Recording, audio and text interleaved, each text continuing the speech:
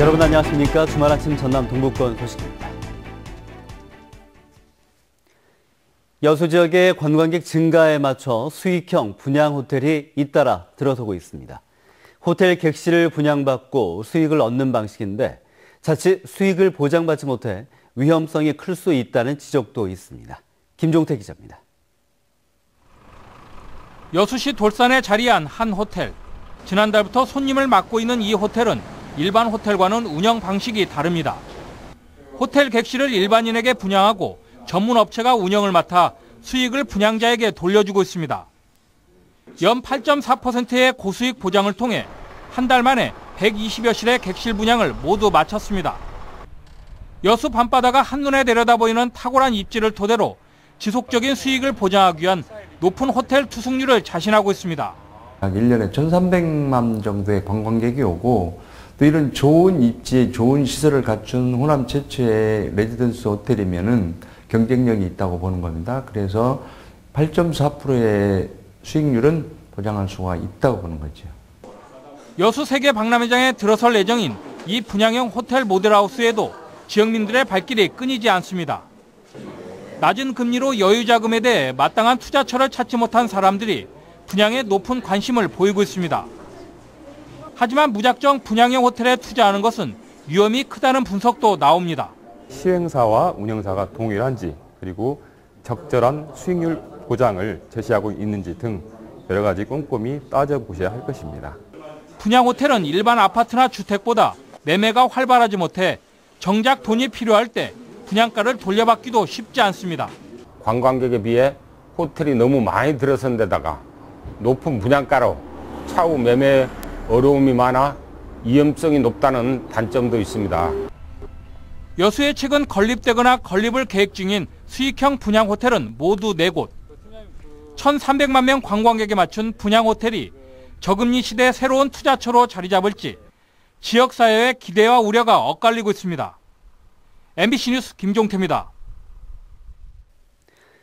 여수 한단에 20년 이상 된 고압가스 배관이 전체 길이의 절반 가까이를 차지하고 있어 위험성이 높은 걸로 나타났습니다. 더불어민주당 김경수 의원이 한국가스안전공사로부터 제출받은 국정감사 자료에 따르면 여수 한단의 고압가스 배관은 116km로 이 가운데 43%에 이르고 있는 50km가 1990년 이전에 매설됐습니다. 김 의원은 이 같은 배관 노후화로 유해물질의 누출이나 폭발 등 대형 사고의 우려가 높다며 진단 주기를 앞당기고 배관 정보를 통합 관리하는 시스템 마련이 시급하다고 주장했습니다. 순천 출신의 동화작가 고 정채봉 선생을 기리기 위한 2016 정채봉 동화잔치가 오늘 오후 2시에 순천만 국가정원 특설무대에서 개최됩니다. 저희 여수 MBC가 주최하는 이번 행사에선 올해 정채봉 문학상 대상에 선정된 김혜원 작가에 대한 시상식과 함께 광주 전남 지역 초중고등학생들이 참여하는 백일장 대회가 진행됩니다. 백일장 대회는 현장 접수도 가능하며 심사를 거쳐 선정된 학생 10명에게 전라남도 교육감상 등 상장과 상금이 수여됩니다. 고아의 어머니라 불리는 윤학자 여사의 숭고한 뜻을 기린 UN 세계 고아의 날 제정 움직임이 이어지고 있습니다. 전남도와 윤학자 여사의 고향, 또 일본 고치현도 힘을 모으기로 했는데요. 최진수 기자가 보도합니다. 일제강점기 윤치호 전도사가 7명의 부모 잃은 아이들과 생활하게 된 것이 공생원의 시작입니다. 광복 후 윤치호 전도사가 실종도 했지만 일본인 윤학자 여사는 끝까지 남아 1966년까지 아이들을 돌봤습니다. 윤치호 전도사는 식량을 구하러 광주에 갔다가 행방불명되었고 일본인 여성 윤학자는 끝까지 남아서 아이들을 보살펴온 윤 여사가 실천한 국경 없는 헌신적인 사랑의 뜻을 이제 후손들이 이어가고 있습니다. 윤학자가 세계에 고아 없는 세상을 원했다는 얘기는 수없이 들었습니다. 전쟁과 빈곤 등으로 부모 잃은 아이들은 세계적으로 1억 5천여만 명. 이들에 대한 국제사회의 관심과 지원을 이끌어내기 위해 몇 년 전부터 UN 세계 고아의 날 제정 움직임이 확산되고 있습니다. 지금까지 4만여 명이 서명했고 다음 달 추천위원회 조직도 다시 정비할 계획입니다. 윤학자 여사를 기념해서 세계 고아의 날을 유엔을 통해서 지정함으로써 이런 그 세계의 고아들에게 희망을 주는 그런 작업이 여기서 시작됐으면 좋겠다. 윤학자 여사가 태어난 일본 고치현과 전라남도도 활발한 교류 활동을 하고 있습니다. 고치현 지사 등은 이달 말 전남도를 방문해 자매 결연 협정을 체결합니다. 또 공생원을 방문해 세계 고아의 날 제정에 힘을 모을 계획입니다. MBC 뉴스 최진수입니다.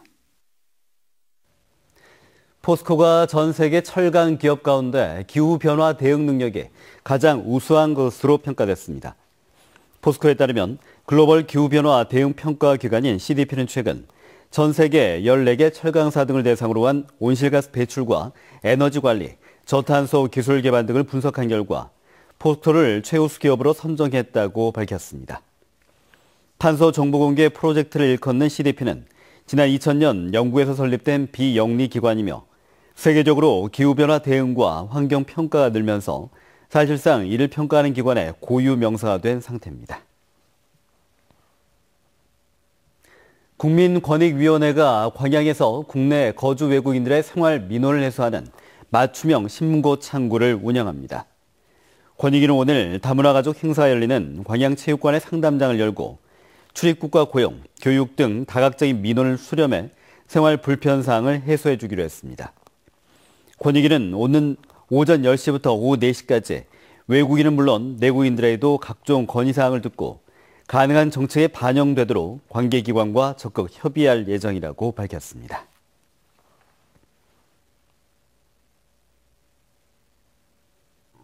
낀 곳이 많습니다. 이 대기가 안정된 가운데 밤사이 기온이 내려갔기 때문인데요. 여기에 공기까지 탁해서 주의를 하셔야겠습니다. 현재 중서부 지방을 중심으로는 미세먼지 농도가 나쁨 수준까지 올라와 있는데요. 현재 전북 군산이 146 마이크로그램을 보이고 있고요. 대전 112, 서울도 88 마이크로그램을 보이고 있습니다. 이 종일 미세먼지가 짙을 걸로 보이니까요. 호흡기 관리에 각별히 신경 쓰셔야겠습니다. 낮 동안에는 어제보다 더 덥겠는데요. 한낮에 서울 26도, 광주 25도 등 대부분 25도 안팎까지 오르겠고요. 반소매 차림이 어울리기도 하겠습니다. 휴일인 내일은 차츰 전국에 가을비가 내리겠습니다. 새벽에 전남과 제주도를 시작으로 낮에는 전국에 확대될 텐데요. 예상되는 비의 양은 남해안에 최고 60mm, 그 밖에 남부지방에 10에서 40, 강원 남부와 충청, 경북 북부에 5에서 20mm 정도고요. 서울 등 수도권에도 5mm 안팎이 예상됩니다. 이 비는 내일 밤 늦게 대부분 그치겠고요. 이후 다음 주에는 맑은 날들이 많겠습니다. 날씨였습니다.